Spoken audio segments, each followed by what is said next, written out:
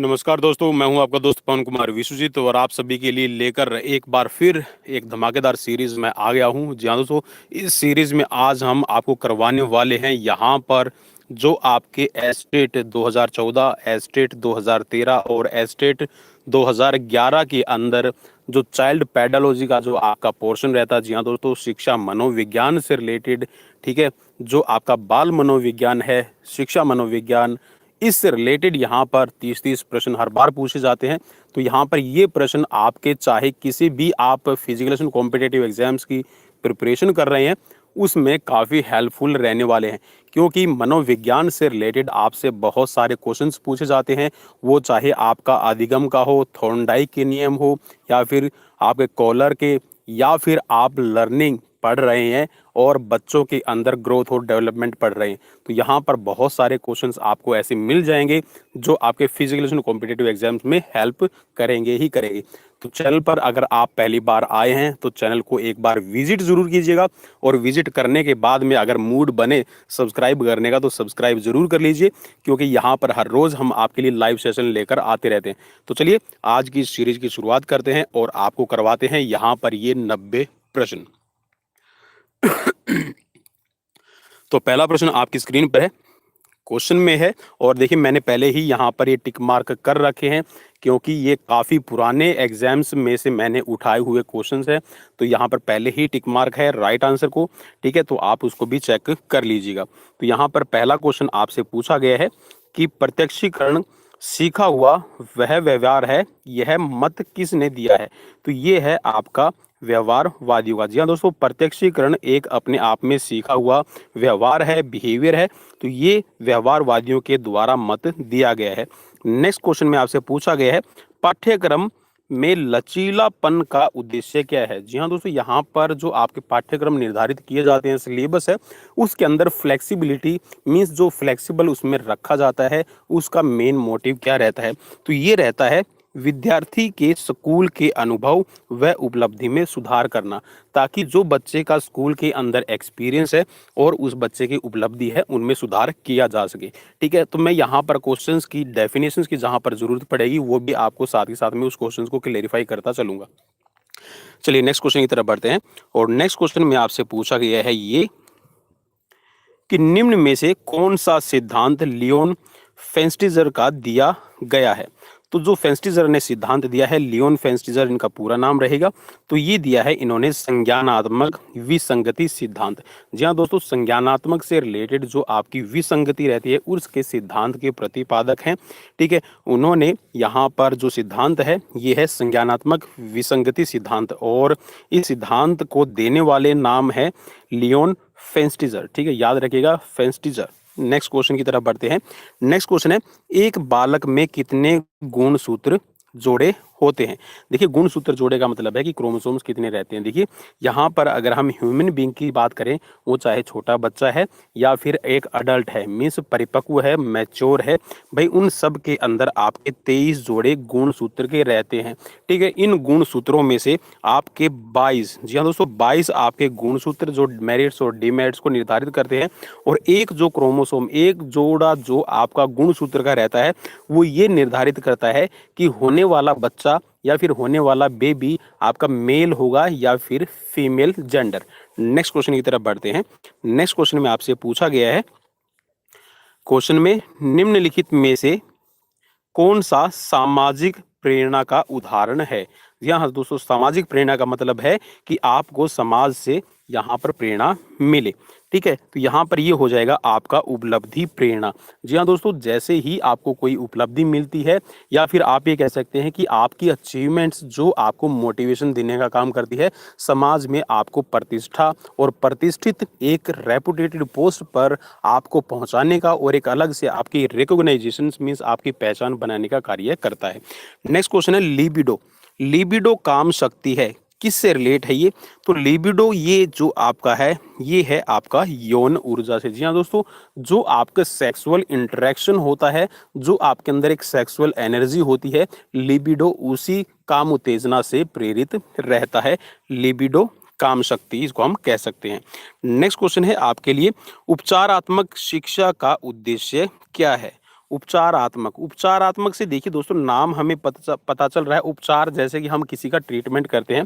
तो यहाँ पर उपचारात्मक शिक्षा का जो मतलब हो जाएगा वो ये रहेगा कि हर विद्यार्थी के सीखने व निष्पादन संबंधित विशेषताओं की विशिष्टता को समझना। जी हाँ दोस्तों, हर कोई विद्यार्थी है, कोई भी स्टूडेंट है, वो जब लर्निंग करता है और उसका अच्छे से अपने अंदर आत्मसात करता है, तो उससे संबंधित उसके अंदर क्या स्पेसिफिकेशन है, क्या विशिष्टताएं हैं, उनको समझने में आपका जो उपचारात्मक शिक्षा है वो एक शिक्षक की, एक एजुकेटर की मदद करता है।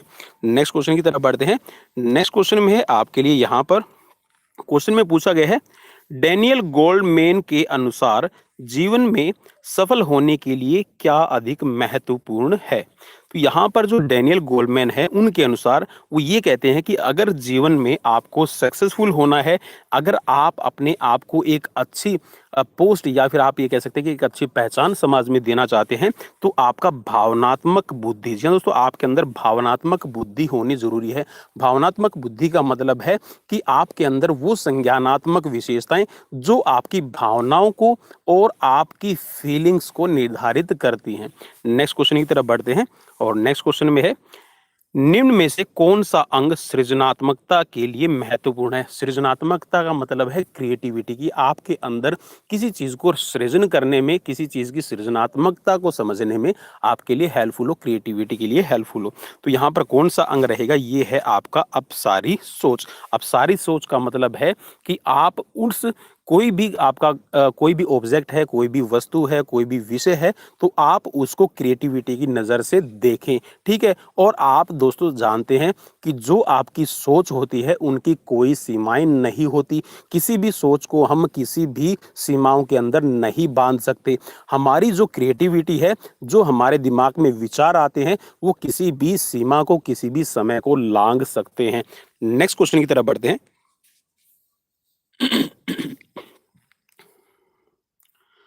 नेक्स्ट क्वेश्चन में पूछा गया है, निम्न में से कौन सा घटक अभिवृद्धि का नहीं है। अभिवृत्ति का मतलब होता है कि आपके अंदर जो आपकी एटीट्यूड होता है, ठीक, फिर या फिर आप ये कह सकते हैं कि जो आपकी अंदर जो अलग अलग वृत्तियां लेकर आए, तो ये है आपका नैतिक घटक, ठीक है दोस्तों। आपका जो नैतिक घटक है, जो आपकी मोरालिटी है, वो मोरालिटी एलिमेंट्स आपका अभिवृत्ति से मैच नहीं करता है, तो ये अभिवृत्ति के घटक में शामिल नहीं किया जाता है। बाकी आपकी भावात्मक सोच, व्यवहारात्मक आपका घटक और आपका संज्ञानात्मक, ये तीनों ही आपके अभिवृत्ति के आपके घटक रहते हैं, एलिमेंट्स रहेंगे। नेक्स्ट क्वेश्चन है, नेक्स्ट क्वेश्चन में पूछा गया है, जो मूल्य हम परिवार और समाज से सीखते हैं वे हमारे व्यवहार को प्रभावित करते हैं।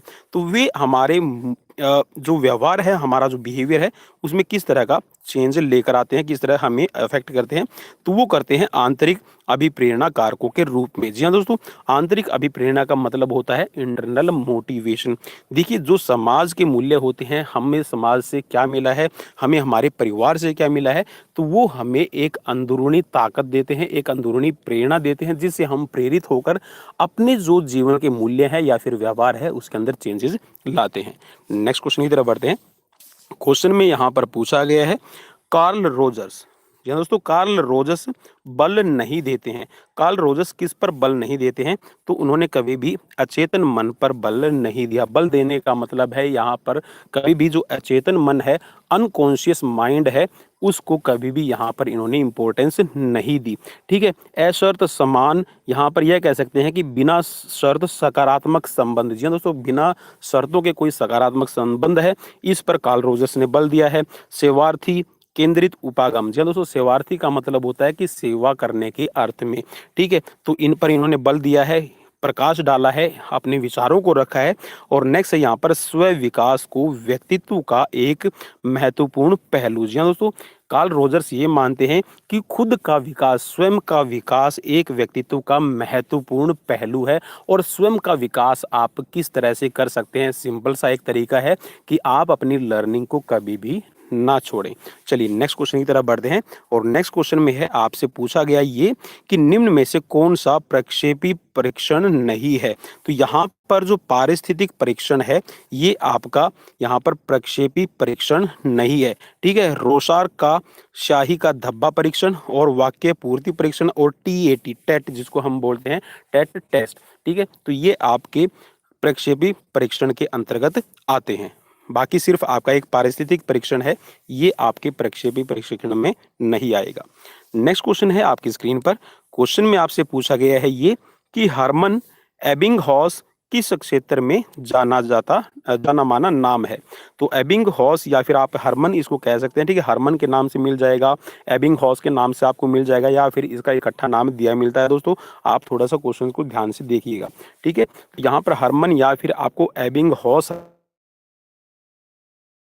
तो ये जो जाने जाते हैं ये शाब्दिक अधिगम। शाब्दिक अधिगम का मतलब है कि जो आपकी लर्निंग की प्रोसेस रहती है शाब्दिक तरीके से, उसके लिए इनको जाना जाता है।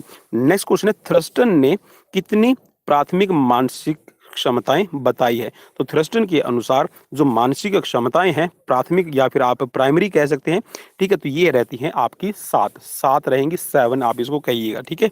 चलिए नेक्स्ट क्वेश्चन की तरफ बढ़ते हैं और नेक्स्ट क्वेश्चन आपकी स्क्रीन पर है। से पूछा गया है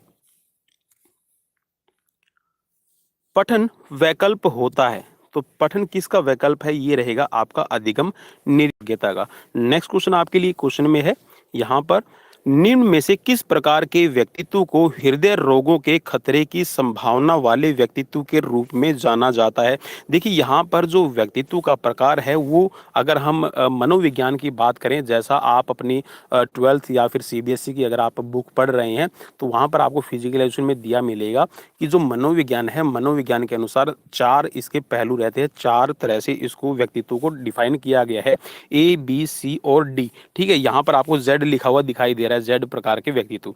तो यहाँ पर इनका ये मानना है कि जो व्यक्तित्व होते हैं उनको ज़्यादा खतरा रहता है हार्ट डिजीज रिलेटेड, उनको हार्ट डिजीज जो भी होती है, ठीक है, तो वो व्यक्ति जो होते हैं वो रहेंगे आपके ए प्रकार के व्यक्तित्व वाले। जी हाँ दोस्तों, जिनका ए प्रकार का व्यक्तित्व है उनके अंदर जो हृदय से रिलेटेड, हार्ट से रिलेटेड डिजीज हैं उनकी ज़्यादा संभावनाएं रहती हैं।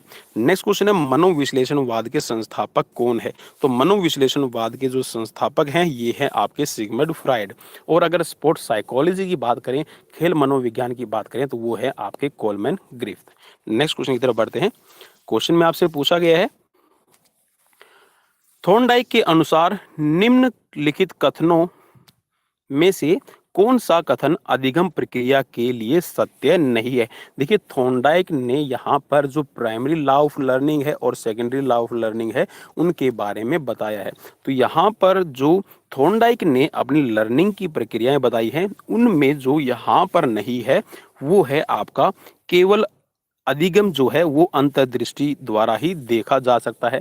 इनसाइट थ्योरी आपने देखा होगा कि एक सुल्तान नाम का चिंपैंजी है, उसके ऊपर प्रयोग करके किया गया था। आप उसको कह सकते हैं कि जो अंतर्दृष्टि द्वारा अधिगम, ठीक है, तो ये कॉलर की देन नहीं है, ठीक है। आप कॉलर नहीं, मैं इसको ये कहूँगा, सॉरी, थॉर्नडाइक। जी हाँ दोस्तों, थॉर्नडाइक ने जो केवल अधिगम दृष्टि का जो प्रयोग बताया है वो आपका थॉर्नडाइक ने नहीं बताया है। नेक्स्ट क्वेश्चन है कॉलर द्वारा चिंपैंजी पर किया गया परीक्षण। देखिए नीचे वाला क्वेश्चन भी इसी से रिलेट यहाँ पर दिया हुआ है। तो यहाँ पर कॉलर ने जो आपका प्रयोग किया था चिंपैंजी पर किया था, और उस चिंपैंजी का भी नाम आपसे कई बार पूछ लिया जाएगा कि कॉलर ने जो अपनी इनसाइट थ्योरी है, इनसाइट लर्निंग थ्योरी जो अप्लाई की थी वो किस पर प्रयोग की थी, ठीक है, आपको नाम दिया मिलेगा, ठीक है। या फिर आपसे ये पूछा जा सकता है कि कॉलर ने जो इनसाइट थ्योरी चिंपैंजी पर प्रयोग की थी उस चिंपैंजी का नाम क्या है, ठीक है, तो आप उसको समझ लीजिएगा, ठीक है। तो ये है आपके अंतर्दृष्टि द्वारा सीखना। जी हाँ दोस्तों, आप अपनी इनसाइट, आप अपने अंदर खुद जो विचार करते हैं, जो आप अपने आप से सीखते हैं, ठीक है, स्व अध्ययन आप इसको कह सकते हैं, तो वो जो आपकी अंतर्दृष्टि होती है वो आपको सीखने के लिए प्रेरित करती है। तो ये है कॉलर का सिद्धांत।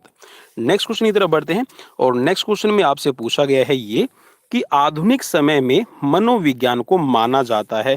तो आधुनिक समय में जो मनोविज्ञान को माना जाता है वो है मानव व्यवहार का अध्ययन, ठीक है? या फिर जो पशुओं का, या फिर आप कह सकते हैं कि जो ह्यूमन बीइंग्स और एनिमल्स बीइंग्स हैं, उन सभी के अंदर व्यवहार किस तरह होता है और उनके व्यवहार में क्या-क्या परिवर्तन लाए जाते हैं या फिर उनके अंदर परिवर्तन होते हैं। देखिए, लाने का मतलब ये है कि अगर देखिए मैं किसी की फीलिंग्स के हर्ट करने की कोशिश करता हूँ, किसी की भावनाओं के साथ में खेलने की कोशिश करता हूँ, तो देखिए उसके व्यवहार में परिवर्तन होना स्वाभाविक है, ठीक है? वो नेगेटिव भी हो सकता है और पॉजिटिव भी हो सकता है। तो यहाँ पर जो जो अब मनोविज्ञान का अर्थ लिया जाता है, वो लिया जाता है मानव जीवन के व्यवहार से या फिर व्यक्ति के व्यवहार से। नेक्स्ट क्वेश्चन है आपके लिए, क्वेश्चन में पूछा गया है, फ्राइड के अनुसार व्यक्तित्व का लैंगिक चरण आता है। तो व्यक्तित्व का जो लैंगिक चरण आता है ये है 3 से 6 वर्ष की उम्र में। फ्राइड के अनुसार दोस्तों याद कर लीजिएगा कि लैंगिक जो चरण आएगा ये है 3 से लेके 6 वर्ष की उम्र में। नेक्स्ट क्वेश्चन है आपके लिए, और क्वेश्चन में आपसे पूछा गया है ये कि निम्न में से कौन सी अभिवृत्ति मापन की मापनी नहीं है? तो ये है आपकी गटमेन की चित्रकुंठा मापनी, ठीक है? नेक्स्ट क्वेश्चन है आपके लिए, क्वेश्चन में आपसे पूछा गया है कि जब प्रतिमाएं किसी विशेष स्थान, दिनांक व समय सहित हमारी स्मृति में जम जाती है तो वे क्या कहलाती हैं? तो इसको कहा जाता है फ्लैश बल्ब स्मृति। देखिए, कुछ घटनाएं आपके जीवन में ऐसी होती हैं या फिर कुछ बातें ऐसी होती हैं कि वो आपकी लाइफ टाइम, जी हाँ दोस्तों, आप कभी भी उसको याद कर लीजिए, आप ये बता देंगी कि ये घटना मेरे जीवन में विशेष थी और इतनी तारीख को हुई थी और इतने बजे हुई थी। तो हम उसमें अपना जो विशेष स्थान है, विशेष किसी प्लेस से आपका रिलेट करता है, या फिर आप अपनी दिनांक से रिलेट करते हैं, या फिर कोई आपको टाइम याद रहता है, तो वो आपकी कहलाती है फ्लैश बल्ब मेमोरी, ठीक है? फ्लैश बल्ब स्मृति। मैं इसका सिंपल सा एक उदाहरण देना चाहूंगा, अपनी लाइफ में आप सभी को याद रहेगा भाई, जिस जिसकी शादी हो गई है ना, जी हाँ, जिस जिसकी शादी हो गई है वो अपना, जहां पर उसकी शादी हुई, कैसे उसकी शादी हुई, किस डेट को हुई और कितने बजे हुई, वो बिल्कुल भी नहीं भूलेगा। क्योंकि यहाँ पर जो वाइफ होती है ना, जैसे ही एनिवर्सरी आएगी और अगर आप भूल गए तो भाई आपका खाना पीना हराम हो जाएगा। तो भाई कभी भी अपनी एनिवर्सरी को मत भूलिएगा। और देखिए, कुछ ऐसी बातें होती हैं जो आपके अंदर एक ये कहते हैं कि प्यार का मिठास घोल देती है। तो भाई ऐसे जो मेमोरीज होती हैं उनको बिल्कुल अपने अंदर संजो के रखिए और वाइफ को कभी भी अंडर एस्टिमेट मत लीजिएगा। चलिए नेक्स्ट क्वेश्चन की तरफ बढ़ते हैं। नेक्स्ट क्वेश्चन है आपके लिए, क्वेश्चन में पूछा गया है ये कि अधिगम अशक्तता में समावेशित है। तो यहाँ पर तो अधिगम अशक्तता में आपका समावेशित रहता है, ये है आपका भाषा, लिखित या फिर वाचिक के समझने का प्रयोग या समझने या फिर प्रयोग का विकार। जी हाँ दोस्तों, जो आपका यहाँ पर अधिगम अशक्तता का मतलब है कि आपको लर्निंग करने में, देखिए अधिगम का मतलब होता है सीखना। भाई आप इसको सीधा सा सिंपल सा डिफाइन में कर रहा हूँ। अधिगम जहाँ पे लिखा मिले उसका मतलब होता है कि आप किसी चीज को सीखते हैं, ठीक है, और आप उसको आत्मसात कर लेते हैं, मीन्स आपकी लर्निंग होती है, आपका विकास होता है, ठीक है। तो यहाँ पर जो अधिगम अशक्तता का मतलब है कि आप किसी भी भाषा के रूप को समझने में या फिर उसको प्रयोग करने में डिफिकल्टी महसूस करते हैं। वो हो सकता है आपका मौखिक या फिर आपका हो सकता है लिखित रूप, ठीक है। मौखिक रूप में आपको कोई भी चीज है लर्निंग करने वक्त या फिर बोलते वक्त आपको प्रॉब्लम होती है, और लिखित का मतलब रहता है कि आपको लिखने में प्रॉब्लम होती है। नेक्स्ट क्वेश्चन की तरफ बढ़ते हैं। क्वेश्चन में आपसे पूछा गया है, निम्न में से कौन सा मापन सबसे निम्न स्तर का मापन रहता है? तो इसका नाम रहेगा नामिक मापन, ठीक है। देखिए नामिक, नाम का जैसे हम बोलते हैं ना कि भाई ये तो नाम मात्र है, तो यहाँ पर जो नाम है ना वो भी अपने आप में डिफाइन कर रहा है कि नामिक पैमाना रहेगा, सिर्फ आपका मापने का सबसे निम्न स्तर इसको कहा जाएगा। नेक्स्ट क्वेश्चन की तरफ बढ़ते हैं, और क्वेश्चन में आपसे पूछा गया है, बिल्कुल यहाँ पर आपका आईक्यू लेवल से रिलेट करेगा, और साइमन और बिने का बुद्धि परीक्षण। या दोस्तों साइमन और बिने का बुद्धि परीक्षण है 1905, कहीं पे आपको लिखा मिलेगा 1904 में हुआ है, तो भाई उसको भी याद रखिएगा, ठीक है। व्यक्तिगत बुद्धि परीक्षण यहाँ पर 1905 या फिर 1904 आपको लिखा मिल जाएगा, तो आप उस पर क्लिक कर सकते हैं, ठीक है। साइमन और बिने ने दोनों ने ही इसको मिलके पूरा किया था। नेक्स्ट क्वेश्चन की तरफ बढ़ते हैं। क्वेश्चन नंबर 27, यदि एक बालक की कालानुक्रमिक उम्र 60 महीने है, मतलब उसकी जो एज है यहाँ पर 60 महीने की, 60 महीने का मतलब हो गया कि 5 साल का है, तथा उसकी मानसिक बुद्धि का मतलब है, या फिर आप ये कह सकते हैं कि जो उसकी मेंटल जो एज है यहाँ पर 72 महीने है। 72 महीने का मतलब ये हो गया सीधा सा यहाँ पर अ, मतलब वो कि अपना 1 साल बड़ा है, ठीक है? 60 महीने में हो जाएगा आपका 5 साल, और 72 महीने के अंदर हो जाएगा, उसका मतलब कि आप उसमें 1 और साल उसमें ऐड कर लीजिए। मतलब कि वो बच्चा है, आपकी उम्र के हिसाब से तो 5 साल का है, लेकिन बुद्धि के हिसाब से वो 6 साल का है, तो उसकी बुद्धि लब्धि मीन्स उसका जो आईक्यू लेवल होगा वो कितना होगा? तो ये हो जाएगा आपका 120, ठीक है? नेक्स्ट क्वेश्चन की तरफ बढ़ते हैं, और नेक्स्ट क्वेश्चन में आपसे पूछा गया है, थॉर्नडाइक के अनुसार निम्न में से कौन सा नियम सीखने का प्राथमिक सिद्धांत नहीं है? तो ये है आपका समीपता का नियम। जी हाँ दोस्तों, जो आपके यहाँ पर आप देखिए जो बाकी के रह गए हैं ये आपके प्राथमिक का मतलब है, मैं आपको पहले भी बता चुका हूँ, प्राथमिक का मतलब है यहाँ पर आपको लिखा मिल जाएगा प्राइमरी लॉ ऑफ लर्निंग, ठीक है? तो यहाँ पर जो प्राइमरी लॉ ऑफ लर्निंग है, इसमें जो आपका समीपता का नियम है ये नहीं आता। बाकी के जो आपके 3 रह गए हैं, तत्परता का नियम, प्रभाव का नियम और आपका अभ्यास का नियम, ठीक है? Law of exercise, law of effect and law of readiness, ठीक है?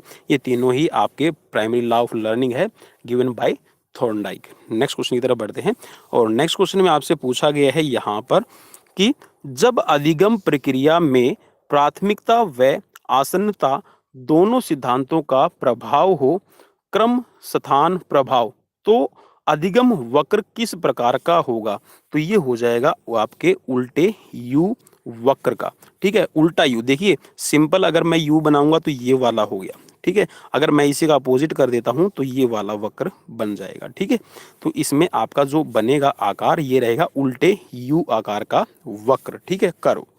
नेक्स्ट क्वेश्चन की तरफ बढ़ते हैं, और क्वेश्चन में आपसे पूछा गया है, एक विद्यार्थी की औसत बुद्धि लब्धि या फिर आईक्यू लेवल क्या होता है? मीन्स जो एक एवरेज स्टूडेंट है, तो एवरेज स्टूडेंट्स के अंदर जो आईक्यू लेवल रहता है वो रहता है आपका 90 से लेकर 110 के बीच में। नेक्स्ट क्वेश्चन की तरफ बढ़ते हैं, और क्वेश्चन यहाँ पर आपके लिए रहेगा, चलिए मैं क्वेश्चन को यहाँ पर आपके लिए छोटा कर देता हूँ ताकि आपकी स्क्रीन पर आपको विजिबल हो जाए। और अब जो यहाँ पर आपके क्वेश्चन स्टार्ट हो रहे हैं, ये एस्टेट 2013, जी दोस्तों, एस्टेट 2013 का जो आपका चाइल्ड पेडालॉजी का जो पार्ट है वहाँ से मैं आपको ये क्वेश्चन करवा रहा हूँ, ठीक है? तो यहाँ पर पहला क्वेश्चन इसमें रहेगा, एक समूह स्थिति में सामान्यतः एक विद्यार्थी की परफॉर्मेंस यहाँ पर क्या हो जाएगी? ये समान रहती है। जी हाँ दोस्तों, एक समूह की स्थिति में जो एक सामान्य विद्यार्थी है उसकी जो परफॉर्मेंस है वो इक्वल चलती है।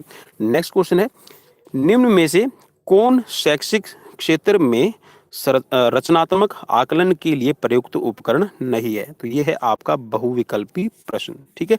नेक्स्ट क्वेश्चन है यहाँ पर, और क्वेश्चन में है, इन विशेषताओं के लिए किस शब्द का प्रयोग किया जाता है? अब यहाँ पर देखिए विशेषताएं जो बता रखी है इसको भी हम देख लेंगे, ठीक है?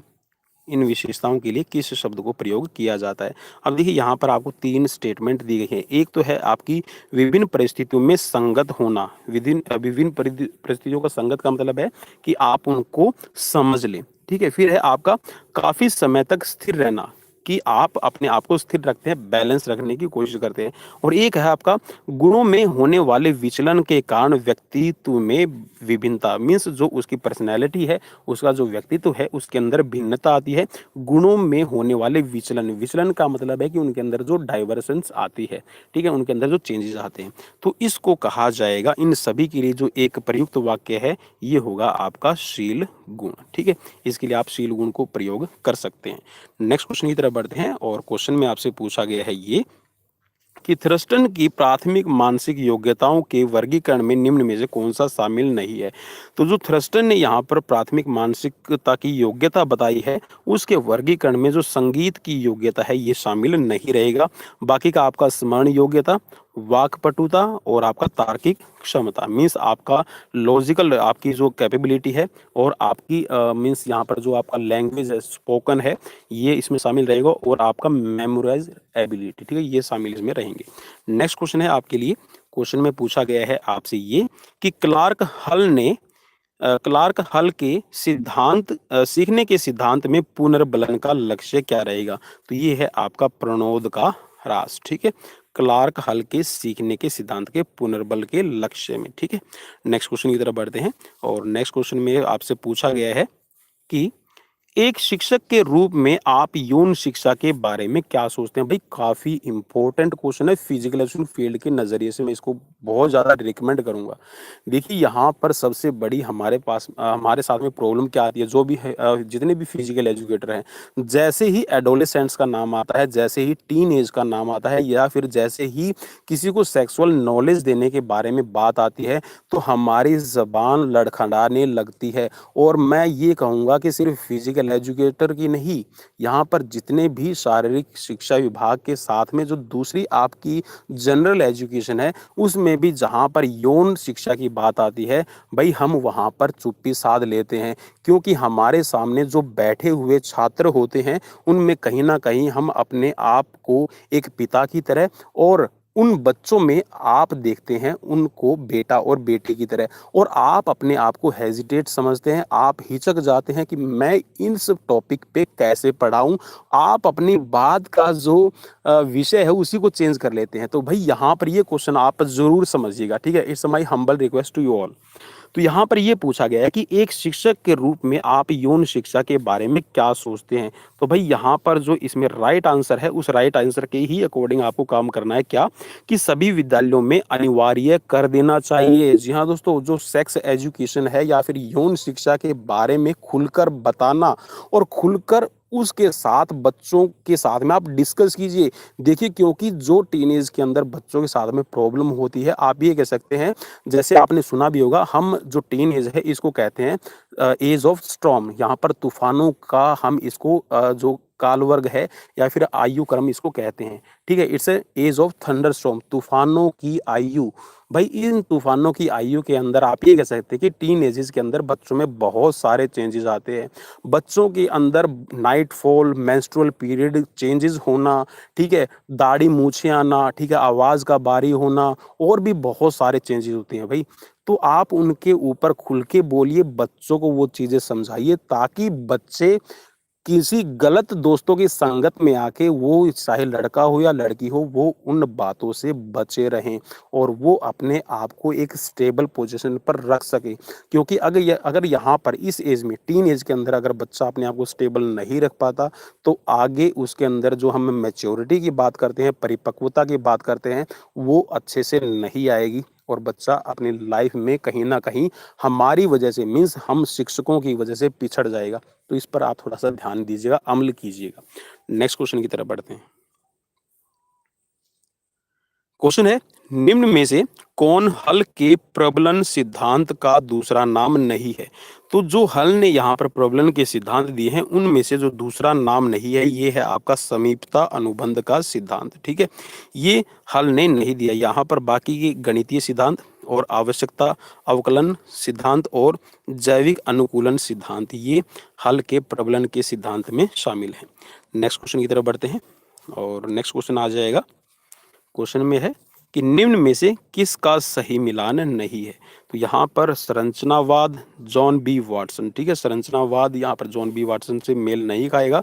बाकी मानवतावाद कार्ल रोजर्स, प्रकार्यवाद विलियम जेम्स और मनोविश्लेषण सिगमंड फ्राइड, ठीक है? ये आपस में मेल खा रहे हैं। नेक्स्ट क्वेश्चन की तरफ बढ़ते हैं। क्वेश्चन में है, निम्न में से किसने व्यवहार परिमार्जन में पुनर्बलन का अनुप्रयोग किया था? तो जो पुनर्बलन का प्रयोग करने वाले हैं व्यवहार परिमार्जन में, इनका नाम है बीएफ स्किनर, ठीक है? बीएफ स्किनर ने प्रयोग किया है। नेक्स्ट क्वेश्चन की तरफ बढ़ते हैं और क्वेश्चन है आपके लिए, सृजनात्मक सृजनात्मक चिंतन की अवस्थाओं का कौन सा क्रम सही है? देखिए जो क्रिएटिविटी आपके अंदर थिंकिंग आती है, उसमें यहाँ पर अवस्थाओं का सही क्रम पूछा गया है। तो यहाँ पर इसमें जो सही क्रम है, ये है आपका तैयारी, उद्भवन, ठीक है? और प्रदीप्ति और सत्यापन। नेक्स्ट क्वेश्चन की तरफ बढ़ते हैं। क्वेश्चन में है, निम्न में से कौन ऋणात्मक पुनर्बलक के लिए सही कथन है? ऋणात्मक ऋणात्मक और धनात्मक आपने नाम जरूर सुने होंगे, ठीक है। तो यहाँ पर ऋणात्मक पुनर्बलक की बात कर रहा है, तो इसके लिए सही कथन कौन सा रहेगा? ये है आपका ऋणात्मक पुनर्बलक वांछित अनुक्रिया के घटित होने की। नेक्स्ट क्वेश्चन की तरफ बढ़ते हैं और क्वेश्चन में आपसे पूछा गया है ये कि किस प्रकार के अधिगम में एक नया व्यवहार सीखा जाता है मार्ग प्रदर्शन मगर प्रदर्शन नहीं किया जाता जब तक प्रबलन नहीं प्रदान किया जाता। दोबारा से क्वेश्चन रिपीट कराऊं, किस प्रकार के अधिगम में मीन्स किस प्रकार की लर्निंग में एक नया व्यवहार सीखा जाएगा मगर प्रदर्शन उसका नहीं किया जाएगा जब तक प्रबलन नहीं प्रदान किया जाता? तो ये है आपका अव्यक्त अधिगम, ठीक है, अव्यक्त अधिगम। नेक्स्ट क्वेश्चन की तरफ बढ़ते हैं और क्वेश्चन में है उद्दीपन प्रसूत व्यवहार संबंधित है, तो ये हो जाएगा आपका प्रतिवादित व्यवहार से। नेक्स्ट क्वेश्चन है, क्वेश्चन में पूछा गया है विकास की भूमिका का संबंध किससे होता है? ये संबंध हो जाएगा आपका ज्ञान अनुभव प्राप्त करना तथा इसे संबंधित मानसिक क्रियाओं से, ठीक है। नेक्स्ट क्वेश्चन की तरफ बढ़ते हैं और क्वेश्चन आपके लिए स्क्रीन पर मैं अच्छे से शो कर देता हूं। तो क्वेश्चन में आपसे पूछा गया है कि कक्षा में अंत क्रिया के दौरान एक विद्यार्थी प्रश्न पूछता है जिसका उत्तर आप नहीं दे पाते, आप किस प्रकार की प्रतिक्रिया करेंगे? भाई ये तो आपको सीधी सीधी क्लास के अंदर आप इसको ऐसे समझ लीजिए कि भाई क्लास में आप पढ़ा रहे हैं बच्चों को और उसी टाइम पे बच्चा आपसे कोई ऐसा क्वेश्चन पूछ लेता है जो आपके सब्जेक्ट में तो है लेकिन आपको पता नहीं है, या फिर बच्चे ने कोई आपसे क्वेश्चन पूछ लिया और आप उसका अच्छे से रिप्लाई नहीं कर पा रहे हैं, तो उसके लिए आप क्या प्रतिक्रिया करेंगे? मीन्स आपका रिएक्शन क्या होगा? ये ऐसी सिचुएशन कई बार इंटरव्यू में भी आपको दे दी जाती है कि भाई बच्चा है वो नहीं समझ रहा है, आप बार बार समझाने की कोशिश कर रहे हैं, तो उस सिचुएशन में आप क्या करेंगे?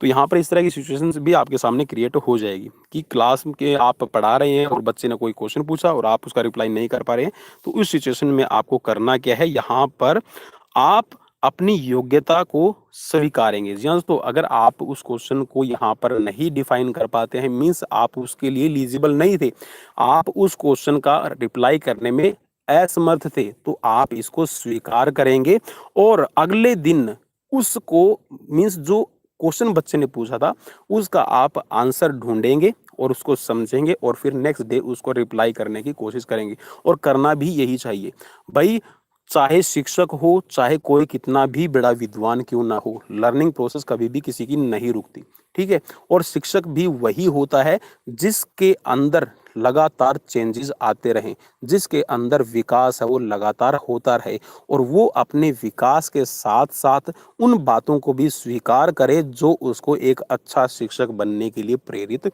कर रही हैं। तो भाई कभी भी अगर आपके सामने ऐसी सिचुएशन हो तो आप उस बच्चे को बोलिए कि बेटा आज मुझे इस क्वेश्चन का जो आंसर है वो नहीं पता, कल मैं आपको इसका आंसर जरूर बताऊंगा, ठीक है। तो आप छोटे नहीं हो जाएंगे बल्कि आपके अंदर का जो एक अच्छा शिक्षक है वो सभी के सामने उजागर होगा। तो चलिए नेक्स्ट क्वेश्चन की तरफ बढ़ते हैं। क्वेश्चन में आपसे पूछा गया है एक उच्च बुद्धि वाला विद्यार्थी पढ़ाई में अच्छा नहीं कर रहा है, एक शिक्षक के लिए सबसे अच्छा कार्य क्या होगा? जी हाँ दोस्तों, जिसकी एक अच्छी बुद्धि है या फिर एक अच्छा आईक्यू लेवल है लेकिन वो पढ़ाई में अच्छा नहीं कर पा रहा है, तो एक शिक्षक को क्या करना चाहिए? एक शिक्षक का काम बनेगा कि उसकी निम्न उपलब्धि के कारणों का पता लगाएं, ठीक है दोस्तों। देखिए कई बार बच्चों के साथ में ऐसी सिचुएशन हो जाती है और हमारे सामने भी ऐसी सिचुएशन आती है कि बच्चा क्लास में इंटेलिजेंट है, बच्चा खेल में बहुत अच्छा प्रदर्शन कर रहा था लेकिन अचानक से उसके अंदर चेंजेस आने लगे, बच्चे का स्वभाव है चिड़चिड़ा होने लगा, सबसे अलग रहने लगा, बच्चा अच्छे से परफॉर्म नहीं कर पा रहा है। और यहाँ पर मैं खास तौर पर ये बोलूँगा कि जो स्पोर्ट्स टीचर्स होते हैं उनके सामने ऐसी सिचुएशन बहुत बार आती है कि बच्चे की परफॉर्मेंस आ रही थी और अचानक से रुक जाती है। तो उस सिचुएशन में आप सही कदम यही उठाते हैं कि आप उस बच्चे की परफॉर्मेंस को देखते हैं, प्लस में जो उसकी परफॉर्मेंस नहीं आई, किस वजह से नहीं आई, उसके पीछे के कारण का पता लगाने की कोशिश करते हैं। तो ठीक वैसे ही आपको एक टीचर के तौर पे, एक शिक्षक के तौर पे आपको उन सभी कारणों का पता लगाने की कोशिश करनी चाहिए और उसका रीज़न ढूँढकर उसको सॉल्व भी करना है, ताकि बच्चे का जो विकास है वो ना रुके। चलिए नेक्स्ट क्वेश्चन की तरफ बढ़ते हैं। क्वेश्चन में आपसे पूछा गया है, पियाजे के संज्ञानात्मक विकास के सिद्धांत के अनुसार अमूर्त चिंतन कब विकसित होता है? तो ये हो जाएगा आपका यहाँ पर औपचारिक संक्रियात्मक अवस्था में। नेक्स्ट क्वेश्चन है कॉल चलिए मैं इसको दोबारा से कर लेता हूँ ताकि आपको स्क्रीन पे दिखाई दे जाए। चलिए नेक्स्ट क्वेश्चन है क्वेश्चन नंबर 18 आपके लिए। क्वेश्चन नंबर 18, कोहलबर्ग के नैतिक विकास के सिद्धांत के अनुसार परस्पर स्वरूप अभिमुखता का निर्णय किस स्तर पर होता है? तो ये हो जाएगा यहाँ पर परंपरागत नैतिक स्तर पर। ठीक है, नेक्स्ट क्वेश्चन है आपके लिए, पाठ्यक्रम में लचीलेपन प्रत्यय किसको लाभान्वित करने के लिए प्रस्तावित किया गया है? तो ये है अयोग्य बालकों को। ठीक है, यहाँ पर ये आप इसको ऐसे समझ सकते हैं कि जो आपका सिलेबस है उसको फ्लेक्सिबल इसलिए बनाया गया है कि देखिए सभी क्लास में बच्चे जो वो हैं वो आपके एवरेज भी नहीं होते। ठीक है, और हर कोई यहाँ पर एक्सीलेंट भी नहीं होता। कुछ बच्चे ऐसे होते हैं कि जो अपनी बुद्धि का प्रयोग तो कर रहे हैं लेकिन अपनी जो लर्निंग है उनकी बहुत धीमी है और उनका आईक्यू लेवल भी कम है। तो ऐसे बच्चों को भी सभी के समान साथ लेकर चलने के लिए जो पाठ्यक्रम है उसको लचीला बनाया गया है। ठीक है, तो यहाँ पर इस क्वेश्चन का राइट आंसर है ये हो जाएगा अयोग्य बालकों को। ठीक है, नेक्स्ट क्वेश्चन है आपसे पूछा गया और क्वेश्चन में है कि वह अनुदेशन प्रक्रिया जिसमें वयस्क प्रस्तुत सहायता की मात्रा व प्रकार में समायोजन करते हैं ताकि यह बालक के विकास के स्तर के योग्य हो, क्या कहलाती है? तो ये होगा आपका स्कैफोल्डिंग। ठीक है, नेक्स्ट क्वेश्चन की तरफ बढ़ते हैं और क्वेश्चन है आपके लिए, निम्नलिखित में से कौन सा एक अभिप्रेरणा चक्र का क्रमिक कदम नहीं है? तो ये है आपका प्रेरणा। ठीक है, अभिप्रेरणात्मक चक्र का ये क्रमिक कदम जो कदम है, स्टेप है, ये नहीं होगा। ठीक है, प्रणोद, प्रोत्साहन और आवश्यकता, ठीक है, ये आपके अपने आप में जो अभी की अभिप्रेरणा है, मोटिवेशन है, उससे रिलेट करेंगे और जो प्रेरणा है ये आपकी रिलेट नहीं करेगी। नेक्स्ट क्वेश्चन है, क्वेश्चन में पूछा गया निम्न परीक्षणों में कौन सा बुद्धि परीक्षण का उदाहरण नहीं है? तो ये है आपका रेविनकृत प्रोग्रेसिव मैट्रिसेस। ठीक है, नेक्स्ट क्वेश्चन की तरफ बढ़ते हैं और क्वेश्चन में पूछा गया, भाई क्वेश्चन सीरीज काफ़ी लंबी हो जाएगी अगर मैं हर एक क्वेश्चन को एक्सप्लेन करने लगा। ठीक है, मैं क्वेश्चन की सीरीज है वो छोटी करना चाह रहा हूँ, इसीलिए मैं इसको जल्दी जल्दी करवाने की कोशिश करूंगा। कौन सा कथन सही नहीं है? तो यहाँ पर कथन दिए गए हैं, तो यहाँ पर चलिए मैं पहले इसको टिक मार्क कर देता हूँ, राउंड अप कर दूंगा मैं इसको जो गलत है। ठीक है, ये है आपका अभिवृत्तियां समझाने एवं बातचीत द्वारा परिवर्तित हो ही नहीं सकती। तो भाई अभिवृत्ति का मतलब है कि उसका जो एटीट्यूड है, उसके अंदर जो बिहेवियर है, उसका जो आप ये कह सकते हैं कि व्यवहार है, उसके अंदर चेंजेस देखिए समझाने से, बातचीत के द्वारा परिवर्तित हो सकता है भाई। ठीक है, तो यहाँ पे ये कथन गलत रहेगा, बाकी आपके सही रहेंगे कि अभिवृत्तियां हमारी पहचान को स्वरूप प्रदान करती हैं, प्लस में अभिवृत्ति निर्माण में परिवार का प्रभाव प्रमुख रूप से रहता है। जी हाँ दोस्तों, आपकी अभिवृत्ति मीन्स आपका जो इंटरेस्ट है उसके अंदर आपका जो परिवार है वो आपके लिए काफी अहम योगदान देता है। ठीक है, और इसके साथ में जो सीखना है वो अभिवृत्ति अर्जन में सहायक है। जी हाँ दोस्तों, जो सीखना है वो अभिवृत्ति अर्जन में सहायक है, मीन्स आपके अंदर एक नई जिज्ञासा पैदा होती है। नेक्स्ट क्वेश्चन की तरफ बढ़ते हैं। क्वेश्चन आपके लिए दिया गया है, मानसिक आयु का प्रत्यय किसने दिया? तो ये है आपका बिने ने। ठीक है, ये मैंने आपको पहले भी बताया था कि साइमन और बिने ने इंडिविजुअल आईक्यू टेस्ट किया था। ठीक है, तो यहाँ पर जो ये मानसिक आयु का प्रत्यय है ये दिया है बिने ने। नेक्स्ट क्वेश्चन की तरफ बढ़ते हैं और ये भी क्वेश्चन आपका स्क्रीन पे दिखाई दे रहा है, तो इसको भी मैं ले लेता हूँ। जब एक बच्चा केवल अपने अनुसार दुनिया देखता है और दूसरे के नजरिए की सराहना करने में सक्षम नहीं होता तो इसे कहते हैं अहं केंद्रित वृत्ति। अहम केंद्रित का मतलब मैं आपको थोड़ा सा यहाँ पे समझाना चाहूंगा कि बच्चा देखिए अगर वो कोई भी बात को सीख रहा है, किसी बात को अपने नजरिए से देख रहा है और दूसरे का जो नज़रिया है अगर उसकी सराहना कोई कर रहा है या फिर वो जो दूसरे बच्चे का नज़रिया है उसको कभी प्रेज़ नहीं करता, मीन्स उससे जेलस करता है, तो उसके अंदर जो एक वृत्ति पैदा होती है उसको कहते हैं अहम केंद्रित। अहम केंद्रित का मतलब है कि उसके अंदर ईगो कहीं न कहीं घर कर रही है, वो ईगो सेंट्रलाइज़्ड हो गया है। नेक्स्ट क्वेश्चन की तरफ बढ़ते हैं। भाई क्वेश्चन काफ़ी ज़्यादा है और आपको पता है कि मनोविज्ञान को समझने और समझाने में भाई यहाँ पर टाइम बहुत ज़्यादा लगेगा। मैं इसीलिए सीरीज़ को छोटी करने की कोशिश कर रहा हूँ ताकि ज़्यादा आपका समय न व्यर्थ हो। निम्न में से कौन गैने की अधिगम सोपान की सर्वोच्च स्तर की है? तो ये है आपकी समस्या समाधान अधिगम, ठीक है? और यहाँ पर भाई मैं टाइम वेस्ट की बात नहीं कर रहा हूँ, मैं बात कर रहा हूँ डेटा। जी हाँ दोस्तों, डेटा काफ़ी इम्पोर्टेंट है। मुझे पता है कि 2 जीबी 1 जीबी डेटा मिलता है और भाई उसको ज़्यादा खर्च नहीं करना, ठीक है? चलिए नेक्स्ट क्वेश्चन की तरफ बढ़ते हैं।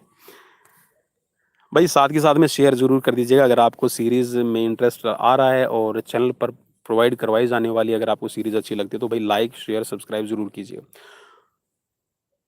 को का ब्लॉक डिज़ाइन परीक्षण उदाहरण है। तो ये है आपका निष्पादन परीक्षण का, ठीक है? नेक्स्ट क्वेश्चन है, बिने के अनुसार जिस उच्चतम आयु स्तर के सभी प्रश्नों को बालक सही हल करता है वह कहलाता है या कहलाती है। तो ये हो जाएगा आपका आधार वर्ष, ठीक है? बेस आपकी बेसिक आयु हो जाएगी, ठीक है? मीन्स यहाँ पर बिने ने ये कहा है कि जो बच्चा है वो उच्चतम आयु स्तर के अनुसार अपने सभी प्रश्नों को हल कर ले, ठीक है? तो उसको कहते हैं आपका आधार वर्ष। नेक्स्ट क्वेश्चन है यहाँ पर, मैगलैंड मैगलेलैंड का योगदान निम्नांकित में से किस क्षेत्र में सबसे प्रमुख है? तो इनका रहेगा उपलब्धि अभिप्रेरणा में, ठीक है? नेक्स्ट क्वेश्चन की तरफ बढ़ते हैं और यहाँ पर आपके एस्टेट 2011, जी हाँ दोस्तों, एस्टेट 2011 में जो क्वेश्चन आपसे पूछे गए हैं वो मैं आप सबके लिए लेकर पेशे खिदमत हो गया हूँ। तो यहाँ पर चलिए क्वेश्चन करते हैं अभी जो एस्टेट 2011 में पूछे गए हैं। ये है आपका पहला क्वेश्चन, वर्तमान शिक्षा व्यक्ति को जीवन से अलग करती है क्योंकि यह जीवन का समग्र भाग नहीं है।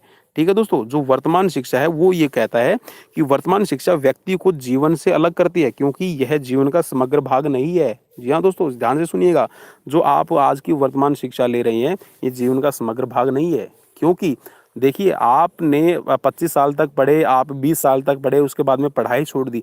पढ़ाई छूट गई है लेकिन आपका जो डेवलपमेंट है, विकास है, वो नहीं छूटा है।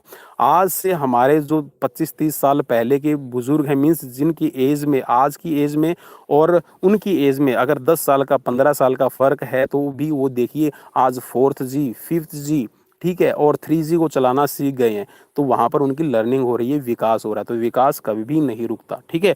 नेक्स्ट क्वेश्चन की तरफ बढ़ते हैं। अब देखना है कि भाई शिक्षकों के लिए विकास कब हो रहा है, क्योंकि भर्तियां कम होती हैं। नेक्स्ट क्वेश्चन है, शिक्षण की आधुनिक संकल्पना के अनुसार एक अध्यापक को मुख्य भूमिका निभानी चाहिए। तो ये क्या है, कार्य सहभागी की, ठीक है? कार्य सहभागी का मतलब होता है कि किसी कार्य में सहभाग करने वाला।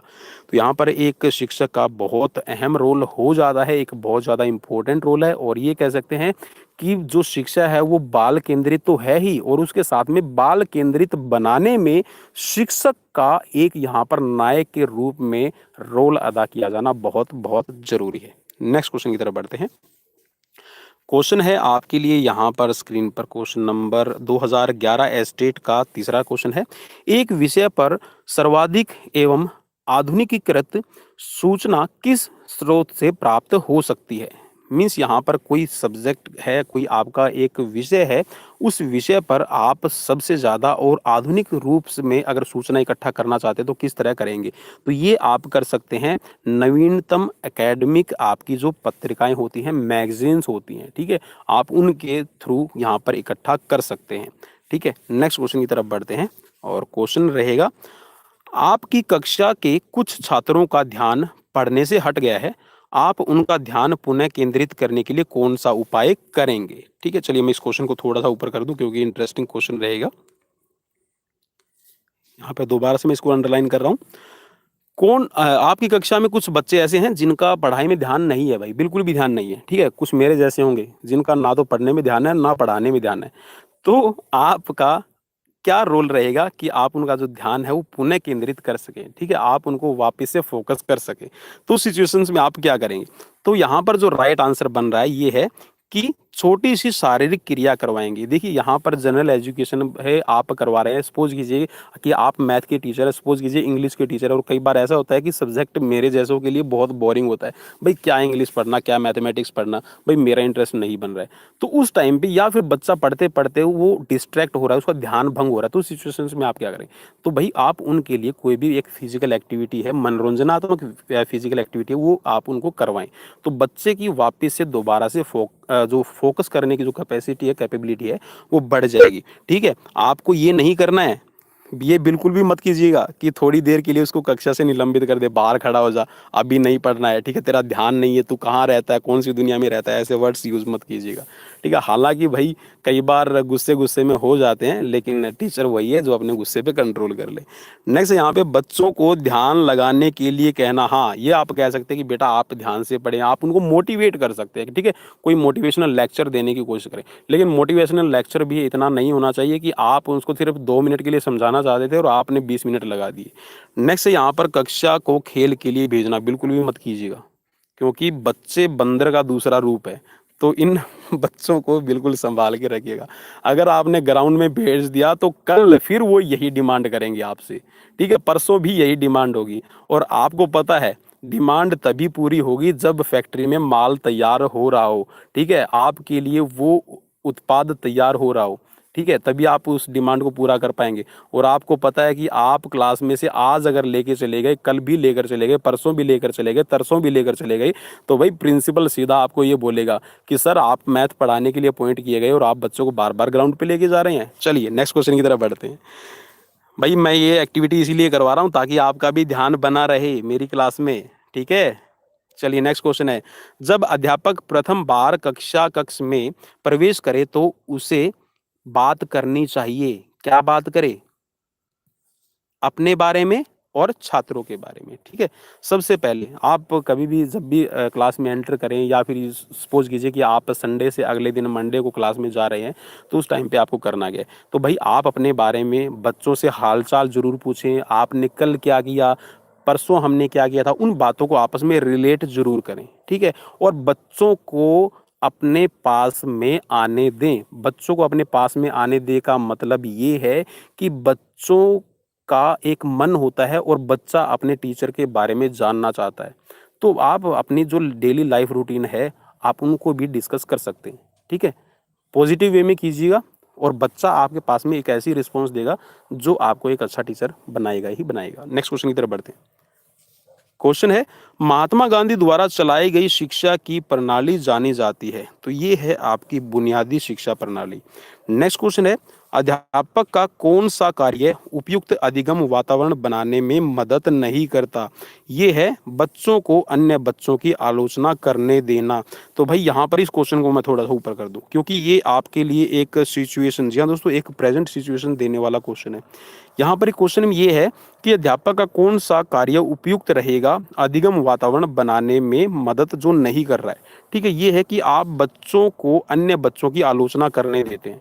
तो भाई यहाँ पर ये बिल्कुल भी अच्छा एनवायरनमेंट क्रिएट नहीं करेगा कि आप बच्चों को लर्निंग करवा सके। बच्चा बार बार क्रिटिसाइज करेगा। ठीक है, और बच्चा बार बार क्रिटिसाइज कर रहा है, बच्चा एक दूसरे की कंपेयर कर रहा है, या फिर आप बच्चों की आपस में कंपेयर कर रहे हैं। ठीक है, तू नहीं पढ़ रहा है, ठीक है, आप नहीं पढ़ रहे हो, वो कितना अच्छा पढ़ रहा है, उसके मार्क्स देखो, उसका खेल देखो। तो भाई बच्चों को कभी भी ऐसे कंपेयर मत कीजिएगा। और आप बच्चों को कंपेयर नहीं, आप बल्कि पेरेंट्स को भी जागरूक करें कि कभी भी बच्चे को किसी के साथ में कंपेयर ना करें। हर एक के अंदर इंडिविजुअल कैपेसिटी है, कैपेबिलिटी है, कैलिबर है।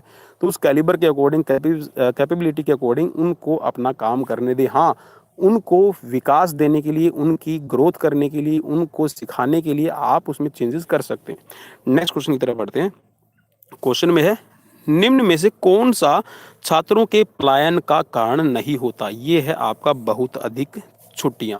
ठीक है, कभी भी छात्र है वो पलायन नहीं करेंगे। बहुत अधिक छुट्टियां हैं, कोरोना काल भाई 1 साल हो गया, छुट्टियां ही छुट्टियां चल रही है, बच्चों ने पलायन बिल्कुल भी नहीं किया। ठीक है, बच्चे वेट कर रहे थे कि कब स्कूल खुले, कब स्कूल खुले और कब हमारे गेम टीचर हमें क्लास में लेके जाएं, because it's my personal experience. Next question की तरफ बढ़ते हैं। क्वेश्चन में पूछा गया है, जब एक अध्यापक एक छात्र को सफलता का एहसास करवाता है तो वह उपयोग कर रहा है, वो कर रहा है प्रभाव के नियम को। जी हाँ दोस्तों, लॉ ऑफ इफेक्ट। ठीक है, इफेक्ट ऑफ लर्निंग का यहाँ पर प्रयोग कर रहा होता है। नेक्स्ट क्वेश्चन है, प्रकृतिवाद के अनुसार शिक्षा का केंद्र होना चाहिए, तो ये है बाल केंद्रित। जी हाँ दोस्तों, प्रकृतिवाद के अनुसार जो शिक्षा का केंद्र है वो बालक होना चाहिए, बाल केंद्रित शिक्षा होनी चाहिए। नेक्स्ट क्वेश्चन की तरफ बढ़ते हैं और नेक्स्ट क्वेश्चन है आपके लिए। क्वेश्चन में पूछा गया है, आपकी कक्षा के एक विद्यार्थी में झूठ बोलने की आदत है, आप उसके साथ कैसा व्यवहार करेंगे? आप क्या करेंगे? उसे विश्वास में लेंगे एवं उसको परामर्श देंगे। भाई आप उसको विश्वास में लीजिए। विश्वास का मतलब है कि आप उसको थोड़ा बहुत लालच दे सकते हैं, उसको प्रेरणा दे सकते हैं, ठीक है, आप उसको समझा सकते हैं, आप उसको मोटिवेट कीजिए कि बेटा अगर आप बार बार झूठ बोलेंगे, आप उसको वो शेर वाली कहानी भी सुना सकते हैं, शेर आया और जो चरवाहा था उस पर किसी ने विश्वास नहीं किया। तो ठीक है, ऐसे ही आप उसके अंदर चेंजेस ला सकते हैं। बहुत सारे ऐसे तरीके हैं, ठीक है, उनको अमल करने की, उनको यहाँ पर यूज करने की जरूरत रहती है। नेक्स्ट क्वेश्चन की तरफ बढ़ते हैं और क्वेश्चन में है, प्रतिभावान बच्चों की शिक्षा के लिए सर्वश्रेष्ठ प्रावधान है, तो ये है आपकी दोहरी कक्षान्नति। ठीक है, मीन्स जो यहाँ पर प्रतिभावान बच्चे हैं या फिर जो ज़्यादा इंटेलिजेंट हैं, आप ये कह सकते हैं कि एक काम को करने के लिए जहाँ पर 2 दिन लगने चाहिए, अगर वो उसको सिर्फ आधे दिन में भी कर लेते हैं, तो भाई ऐसे बच्चों के साथ में आप क्या करेंगे? या फिर आप ये कह सकते हैं कि जिसकी लर्निंग फास्ट है उसके लिए आप क्या करेंगे? तो आप उसको उन्नति दे सकते हैं, आप उसको प्रोमोट कर सकते हैं। ठीक है, नेक्स्ट क्वेश्चन की तरफ बढ़ते हैं। क्वेश्चन है आपके लिए यहाँ पर, क्वेश्चन में पूछा गया है आपसे ये कि राष्ट्रीय शिक्षा नीति 1986 के अनुसार शिक्षा पर निवेश कुल राष्ट्रीय उत्पादन का प्रतिशत होना चाहिए, तो ये कितना है? 6%। ठीक है, राष्ट्रीय शिक्षा नीति 1986 के अनुसार शिक्षा पर जो राष्ट्रीय कुल उत्पादन का जो प्रतिशत है वो 6% होना जरूरी है। नेक्स्ट क्वेश्चन की तरफ बढ़ते हैं और नेक्स्ट है, स्कूल प्रशासन कमजोर बच्चों के लिए आयोजित अतिरिक्त कक्षाओं में से कुछ आपको आवंटित करता है, एक अध्यापक के रूप में आपकी क्या प्रतिक्रिया होगी? भाई ये आपके लिए और मेरे लिए, सबके लिए, जो भी शारीरिक शिक्षक है। आपने देखा हो कई बार ऐसा होता है कि आप प्राइवेट स्कूल में टीचिंग कर रहे होते हैं और बच्चे को एक्स्ट्रा क्लासेस दी जाती है। बच्चे जो कमज़ोर होते हैं, जो आपके मानसिक रूप से उनकी बुद्धि या फिर ये कह सकते हैं कि लर्निंग प्रोसेस वीक होती है, तो ऐसे बच्चों के लिए जो एक्स्ट्रा क्लासेस है वो दी जाती है। ठीक है, उनको अतिरिक्त समय दिया जाता है और उस टाइम पे सपोज कीजिए कि आपकी ड्यूटी लग जाती है कि भाई आप इनको थोड़ा सा हैंडल कीजिए, आप इसको पढ़ाइए। तो उस सिचुएशंस में आप क्या करेंगे? तो यहाँ पर करना क्या है भाई, इसे अपने दायित्व के रूप में स्वीकार करें। ठीक है, और उस सिचुएशन के लिए तैयार रहें कि आपके लिए भी कोई क्लास है वो दी जा सकती है। अगर आप देखिए फिजिकल एजुकेशन में कई बार ऐसा होता है कि हम बच्चे की मैथमेटिक्स है, बच्चे को इंग्लिश है, बच्चे को दूसरे सब्जेक्ट हैं, नहीं पढ़ा पाते।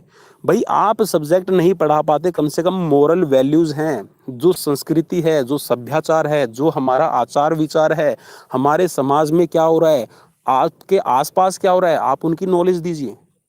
अगर बच्चे की बुक की नॉलेज नहीं बढ़ रही है तो उसका जो सांस्कृतिक ज्ञान है, जो उसका व्यवहारिक ज्ञान है, उसमें बढ़ोतरी होगी ही होगी। तो always be positive and be in positive environment. Next question की तरफ बढ़ते हैं। मुझे पता है क्वेश्चन काफ़ी लंबे हो रहे हैं और हो सकता है मे बी कि आपको मज़ा ना आ रहा हो, लेकिन फिर भी मैं करवाने की कोशिश करूंगा। अध्यापन की पद्धति के रूप में व्याख्यान प्रणाली के बारे में निम्नलिखित कथनों पर अध्ययन करें। तो यहाँ पर देखिए 2 आपके कथन दिए गए हैं, यहाँ पर स्टेटमेंट दी गई है। पहली है, सूचना प्रदान करने की यह एक कुशल विधा है। मीन्स व्याख्यान प्रणाली का मतलब है आपका जो लेक्चर मेथड रहेगा। नेक्स्ट है, विद्यार्थियों को आलोचनात्मक दृष्टि से सोचने के लिए प्रेरित करने हेतु यह एक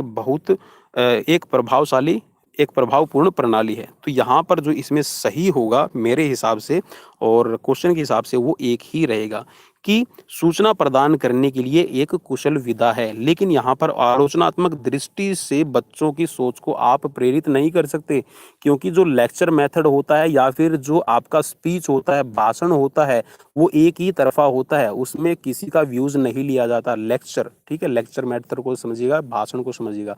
भाषण कोई दे रहा है, क्या वो आपकी आवाज़ सुनता है? नहीं सुनता। तो भाइयों बहनों, आवाज़ ज़रूर सुनो। क्या अच्छा पढ़ाया जा रहा है? बताना, ज़रूर बताना मुझे। चलिए नेक्स्ट क्वेश्चन की तरफ बढ़ते हैं। नेक्स्ट क्वेश्चन है, यहाँ पर क्वेश्चन में आपसे पूछा गया है, शिक्षण कार्य प्रारंभ करने से पूर्व शिक्षक को क्या करना चाहिए? तो भाई शिक्षा का कार्य स्टार्ट करने से पहले, एजुकेशन देने से पहले, या फिर आप अपनी कक्षा में पढ़ाने जा रहे हैं तो उससे पहले आप क्या करें? छात्रों को मानसिक रूप से तैयार करें। ठीक है, कि मैं आज ये पढ़ाने वाला हूँ, कल हमने ये पढ़ा था, और ये जो हमने कल पढ़ा था, आज जो पढ़ने वाले हैं, इन दोनों के बीच में संबंध क्या है? तो आप उनको रिलेट कीजिए। बच्चा अच्छे से आपको सुनेगा और आपकी बात को कैच करने की कोशिश करेगा।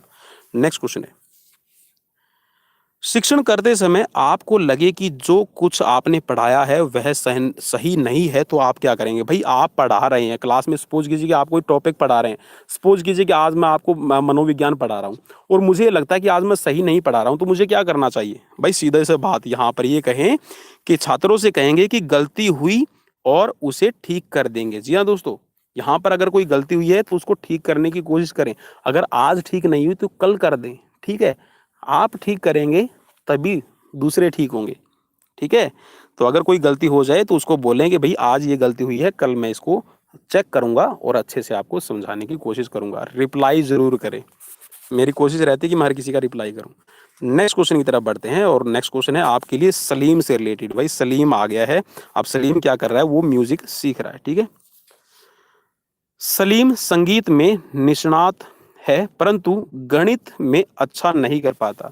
भाई सलीम संगीत सीखता है, म्यूजिक सीखता है, उसमें तो निष्णात का मतलब है भाई यहाँ पर बहुत अच्छा कर रहा है, बहुत अच्छे से उसकी लर्निंग हो रही है, लेकिन गणित नहीं पढ़ पाता। भाई ये होता ही होता है, जो म्यूजिक में अच्छे होते हैं उनकी ड्राइंग अच्छी नहीं होती, और जिनकी ड्राइंग अच्छी होती है उनका मैथमेटिक्स कमज़ोर मिलेगा, और जिनका मैथमेटिक्स कमज़ोर है वो स्पोर्ट्स में मिलेंगे, और जो स्पोर्ट्स में मिलेंगे उनको कभी भी मैथ अच्छा नहीं लगेगा। तो यहाँ पर सलीम से रिलेटेड ये है कि सलीम को म्यूजिक अच्छा लगता है, म्यूजिक में वो अच्छा नंबर ले रहा है, लेकिन गणित है उसका वो कमजोर है। तो गणित के अध्यापक के रूप में अगर आप खड़े हो क्लास में, तो आप सलीम को क्या करने के लिए कहेंगे? तो आप उससे ये कहना, ठीक है, जो मैंने अभी बॉक्स में बंद किया है, उससे कहेंगे कि वह गणित में भी अच्छा प्रदर्शन कर सकता है, और उसे गणितीय अवधारणाएं समझाएंगे। आप उसको मोटिवेट करें, बेटा सलीम, आप जैसा म्यूजिक सीख रहे हो बिल्कुल वैसा ही आपके लिए मैथमेटिक्स है, बहुत ईजी है, मैं समझाऊंगा, मैं आपको यहाँ पर फॉर्मूले समझाऊंगा, देखो इसको ऐसे करना है, ऐसे करना है। आप उसको समझाएं, मोटिवेट करें। जितना आप उसको मोटिवेट करेंगे, जितना आप उसको प्रेरित करेंगे, इंस्पायर करेंगे, आप उसको एग्जाम्पल दे सकते हैं, बच्चा उतना ही अच्छा करेगा। चलिए नेक्स्ट क्वेश्चन की तरफ बढ़ते हैं। अब मुझे ये देखना कि मैं कितना अच्छा कर पाता हूँ और आप कितना अच्छा करने की कोशिश करेंगे। नेक्स्ट क्वेश्चन है, प्रतिभावान बालक की पहचान अवलोकन द्वारा नहीं की जा सकती, क्योंकि यहाँ पर उपरोक्त में सभी। चलिए अब इसको देख लेते हैं, उपरोक्त में सभी क्या रहेगा। तो यहाँ पर ये बोल रहा है कि जो आपके अच्छे इंटेलिजेंट बच्चे हैं उनकी पहचान ऑब्जर्वेशन से नहीं हो पाती, क्योंकि यहाँ पर अवलोकन वस्तुनिष्ठ तकनीक नहीं है। ठीक है, आपकी यहाँ पर वस्तुनिष्ठ का मतलब है ऑब्जेक्टिव टेक्निक नहीं रहेगी। ठीक है, ऑब्जर्वेशन व्यक्तिनिष्ठ प्रविधि है। ठीक है, व्यक्तिनिष्ठ, ठीक है, मीन्स एक ही व्यक्ति में अभिनीत रहती है।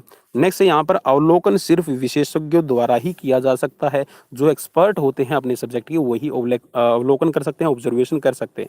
ठीक है, जैसे आप इंटरव्यू देने के लिए जा रहे हैं और आपके पैनल, जो इंटरव्यू पैनल में जो आपके एग्जामिनर बैठे हैं उनमें से कोई आपका एक्सपर्ट रहता है। ठीक है, वैसे ही। चलिए नेक्स्ट क्वेश्चन है।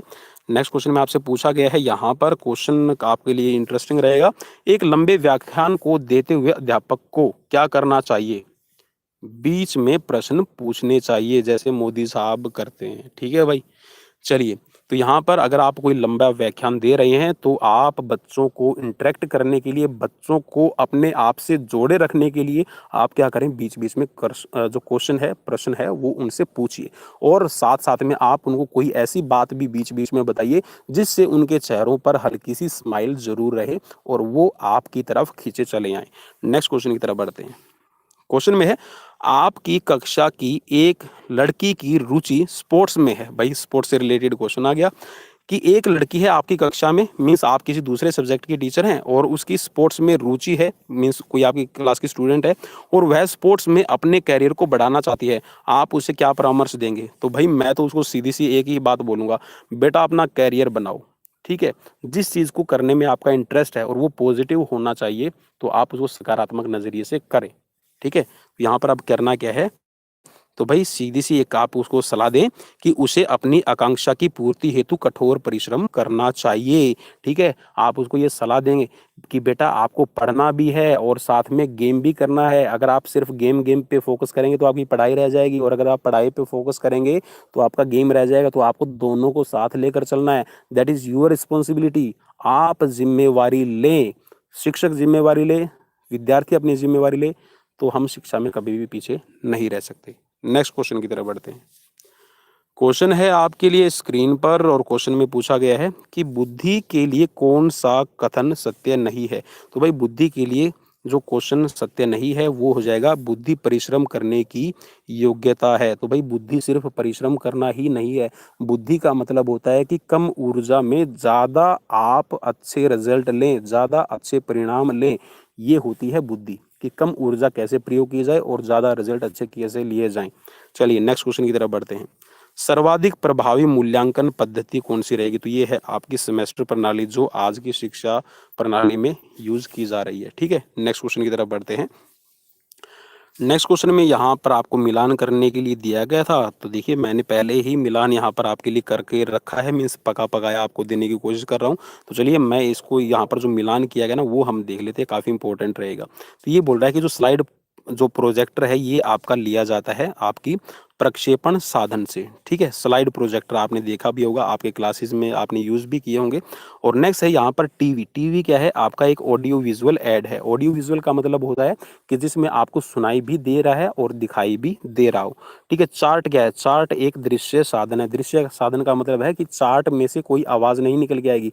आपने देखा होगा आपकी कुछ तस्वीरें होती हैं, मैप होते हैं, ठीक है? तो वो आपकी दीवार पर टंगे रहते हैं। आप उनको क्या कर सकते हैं? आप उनको देख सकते हैं, आप उनके अंदर जो लिखी हुई बातें हैं उनको पढ़ सकते हैं। तो ये क्या है? सिर्फ़ आपका एक दृश्य साधन रहेगा। आवाज़ रिकॉर्डर, ठीक है? आपने साउंड रिकॉर्डर देखे होंगे, तो ये क्या है? एक आपका श्रव्य साधन है। आप रेडियो सुन सकते हैं, ठीक है? सुन सकते हैं, रेडियो के अंदर जो बोल रहा है आप उसको देख नहीं सकते। चलिए नेक्स्ट क्वेश्चन की तरफ बढ़ते हैं। भाई अगर मेरी मेहनत आपको प्लीज़ भाई मैं ज़्यादा नहीं कहूँगा, चलिए मैं बिल्कुल भी आज के बाद में नहीं कहूँगा। पद व्यापक मूल्यांकन का तात्पर्य क्या है? तो पद मूल्यांकन का जो तात्पर्य है वो ये रहेगा आपका, विद्यार्थी की संवर्धी के शैक्षणिक व सह शैक्षणिक आयामों का मूल्यांकन, ठीक है? संवृद्धि का मतलब है कि जो विद्यार्थी शैक्षणिक मीन्स जो अपनी जो एजुकेशन ले रहा है उसके साथ में सह शैक्षणिक आयाम, सह शैक्षणिक आयाम का मतलब है कि जो उसके एकेडमिक और भी उसकी एक्टिविटीज़ होती हैं, ठीक है? जैसे कि आप कल्चरल एक्टिविटी में पार्टिसिपेट कर रहे हैं, आपने एनसीसी जॉइन कर रखा है, एनएसएस जॉइन कर रखा है और भी आपके बहुत सारी एक्टिविटीज़ होती है, आप उनमें भी पार्टिसिपेट कर रहे हैं और उनका ऑब्जर्वेशन किया जाए। तो ये होता है आपका व्यापक मूल्यांकन का अर्थ। नेक्स्ट क्वेश्चन है आपका, वस्तुओं को क्रम से जमाने की क्षमता बालक में विकसित होती है जब वह क्या? पूर्व क्रिया अवस्था में हो, ठीक है? यहाँ पर बच्चा है किसी ऑब्जेक्ट को, किसी वस्तु को सही क्रम में, सही सीक्वेंस में करना सीख जाता है, तो कब करता है? जब पूर्व क्रिया अवस्था में हो, मीन्स उसको पहले से अपने अंदर देख रहा हो, सीख रहा हो, समझ रहा हो। नेक्स्ट क्वेश्चन की तरफ बढ़ते हैं और नेक्स्ट क्वेश्चन है आपके लिए, अधिगम स्थानांतरण की योग्यता को बढ़ाने के लिए अध्यापक को नहीं करना चाहिए। अधिगम मीन्स यहाँ पर जो लर्निंग, जो आपका ट्रांसफर ऑफ लर्निंग है, ठीक है? आप उसकी योग्यता को बढ़ाने के लिए अध्यापक को क्या नहीं करना चाहिए? वो है आपका रटने की प्रवृत्ति को प्रोत्साहित करना। भाई बिल्कुल भी नहीं करना चाहिए।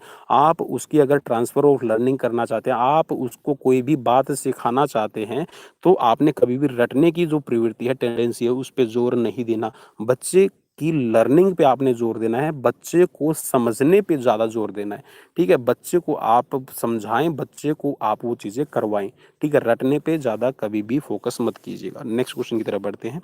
जब कोई बच्चा किसी शब्द का गलत उच्चारण करता है तो आप क्या करेंगे? भाई सीधी-सी आपको एक कोशिश करनी है कि शुद्ध उच्चारण उसको बार-बार बताएँ जब तक बच्चा नहीं सीखता, ठीक है? आप उसको ऐसा नहीं कहेंगे कि ऐसे मत बोलो, बच्चे को बोलने दीजिए। यहाँ पर मैं इसको रिलेट करूँगा हमारी फिज़िकल एजुकेशन की फ़ील्ड में। देखिए, मैं भी फिज़िकल एजुकेशन की फ़ील्ड में हूँ और मैं ये कहूँगा कि भई मेरा स्पोकन अच्छा नहीं है इंग्लिश में। इंग्लिश में मेरा स्पोकन अच्छा नहीं है, इंग्लिश में हमारा जो शारीरिक शिक्षक जितने भी हैं हमारे साथी हैं, we have not good spoken in English, so we should try again and again. If you are using again and again means wrong words, so we should not stop to speak. हमें लगातार बोलना चाहिए, ठीक है? कहीं न कहीं तो ठीक होगा, कहीं न कहीं तो हमारे अंदर वो लर्निंग आएगी। चलिए, नेक्स्ट क्वेश्चन। और बच्चे को बिल्कुल भी मत डाँटिएगा और बच्चे पर ध्यान नहीं देंगे तो ऐसा बिल्कुल भी नहीं है, बच्चे पर ध्यान देना है भाई, ठीक है? ध्यान नहीं देंगे तो इस वाक्य को आपने अपने अंदर नहीं डालना। तो आप उसको शुद्ध उच्चारण बताइए, बच्चा सीखेगा। नेक्स्ट क्वेश्चन है, यहाँ पर क्वेश्चन में है कि प्रभावी एवं सफल नेतृत्व का आधार क्या है? तो यहाँ पर प्रभावी और सफल नेतृत्व मीन्स लीडरशिप का आधार रहेगा संपूर्ण समूह का हित। जी हाँ दोस्तों, जिस कार्य में, जिस आपकी एक्शन में अगर पूरे समूह का यहाँ पर हित छुपा है, तो यहाँ पर आपका सफल और प्रभावी नेतृत्व का आधार माना जाएगा। और ये आज का रहेगा 90वां क्वेश्चन।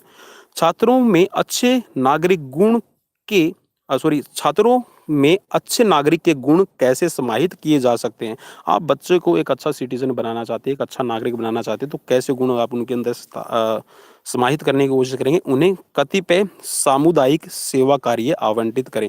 कतिपय सामुदायिक सेवा कार्य का मतलब है कि जो उनकी सोशल एक्टिविटीज़ को बढ़ाने का काम करे। जो बच्चे के अंदर सामाजिक क्रियाओं में भाग लेने वाले कार्य हैं, आप उनको वो आवंटित कीजिए, आप उनको वो डिस्ट्रीब्यूट कीजिए, आप उनको मोटिवेट कीजिए कि ये कार्य ज़रूर करें। ठीक है? तो आप इस तरह बच्चों के अंदर एक अच्छे नागरिक के गुण पैदा कर सकते हैं। तो भाई ये थे आज मेरी तरफ से आपके लिए 90 क्वेश्चन। कैसे लगे प्लीज़ मुझे कमेंट बॉक्स में कमेंट करना बिल्कुल भी ना भूलिए। और अगर आप हमारे साथ में जुड़ना चाहते हैं तो भाई चैनल को सब्सक्राइब कर लीजिए। और अगर आपको वीडियोज़ अच्छी लगती है तो आप हमें लाइक कीजिए, ठीक है? कमेंट ज़रूर कीजिए, अगर डिसलाइक भी करते हैं तो भी आप हमें कमेंट कीजिए, ठीक है? ताकि हम अपने आप को इम्प्रूव कर सकें, because we are in learning, ठीक है? हम सीख रहे हैं। मैं कभी भी ये नहीं कहूँगा कि I am educator, I am learner. मैं सीख रहा हूँ और हमें सबको मिलके सीखना है। तो अपने दोस्त पवन कुमार विश्वजीत को दीजिए इजाज़त। नमस्कार, बाय बाय, टेक केयर।